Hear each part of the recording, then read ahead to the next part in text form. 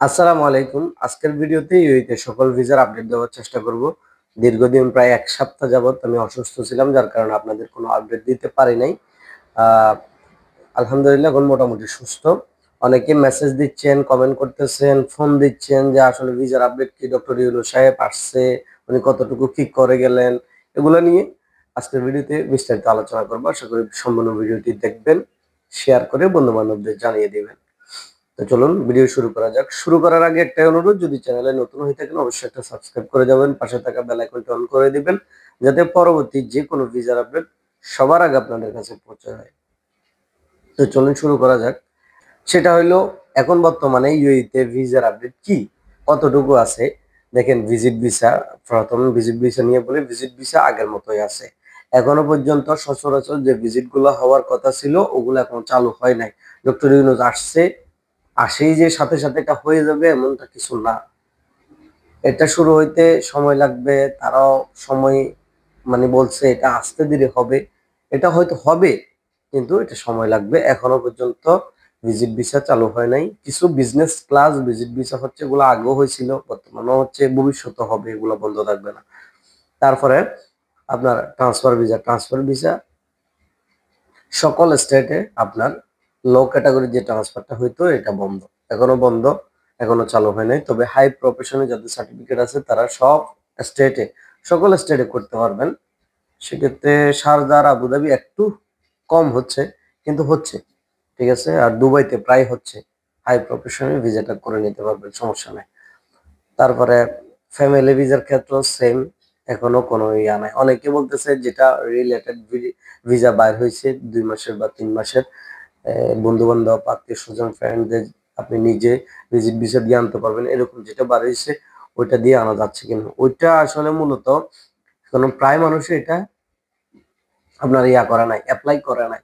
এটা চালু হয়েছে ঠিক আছে, কিন্তু এটা কোনো এখনো অ্যাপ্লাই হয় নাই। আমরা নিজেরাও করি নাই। কারণ হইলো এখনো অনেকে দ্বিধাদ্বন্দ্বে আছে, আসলে হচ্ছে কিনা, কতটুকু হচ্ছে। কেউ রিস্ক নিতে চাচ্ছে না, এটাতে আপনার কস্ট আছে, ওই কস্টটা আপনার হয়তো খরচ হবে। এই কারণে অনেকে এখনো এটা রিস্ক নিতে চাচ্ছে না, যেহেতু সচরাচর সবগুলো বন্ধ। কেন এটারও কোনো আপডেট নাই আমাদের কাছে বর্তমানে, এটাও কোনো আপডেট দেওয়া যাচ্ছে না। আবুধাবির পার্টনার ভিসা আগে 100% অনারশিপ ছাড়া দিত না, বর্তমানে আপনার 50%, 20%, 30% হলেও কিন্তু আপনার পার্টনার ভিসা হবে। এবং একটা লাইসেন্সে 3 থেকে 4 জন পর্যন্ত আপনি করতে পারবেন, ওই ধরনের লাইসেন্স হলে। তো আবুধাবির পার্টনার ভিসা এই। আর দুবাইয়ের পার্টনার ভিসাতে একজন দিচ্ছে, আরেকজনের জন্য আপনার ব্যাংক স্টেটমেন্ট, অনেকগুলো যা ঝামেলা, অনেক কিছু চাচ্ছে, ঠিক আছে। দুবাইয়ের পার্টনার ভিসার ক্ষেত্রে, সেক্ষেত্রে দুবাইয়ের পার্টনার ভিসাতে আপনি একজন পাবেন, এটা গ্যারান্টি। তা আপনি 100% থাকলেও পাবেন, আপনি 50%, 20%, 30% থাকলেও পাবেন।